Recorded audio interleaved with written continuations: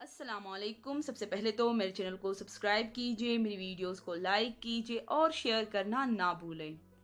दोस्तों, drama serial मेरा रब वारिस की नई प्रोमो नशर की जा चुकी हैं, जिसमें आप देखेंगे कि हारिस आयशा से शादी का ख्वाहिशमंद है, लेकिन उसके घर वाले नहीं मान रहे। उसके घर वालों में उसकी अम्मी, उसकी दोनों बहनें हैं जो वो नहीं मान रही, लेकिन हारिस के अब्बा मान गए हैं।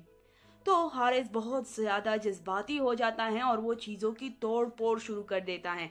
वो अपने कमरे की सारी चीज़ें तोड़ना शुरू कर देता है और कहता है कि क्यों आप लोग क्यों मेरी शादी आयशा से नहीं करना चाहते, आखिर ऐसी भी क्या बात है। उसकी अम्मी जब हारिस की ये हालत देखती हैं तो उसे मजबूरन मानना ही पड़ता है। हारिस के सामने अपना सर झुका लेती हैं और आखिरकार हारिस के हक में फैसला दे देती हैं, लेकिन वो इस साथ में ये भी कहती हैं कि मैं आयशा को कभी भी बतौर बहू कबूल नहीं करूंगी, मैं उसे घर में नहीं, इस घर में नहीं लाऊंगी।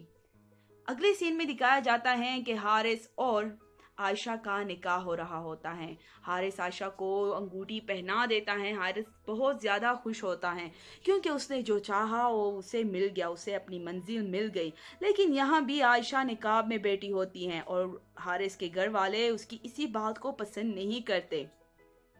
उसके बाद दिखाया जाता है कि हारिस की अम्मी बहुत ज़्यादा गुस्से में होती हैं और कहती हैं, देख लिया ना आपने उस लड़की को, हमसे खुद को छुपा रही हैं।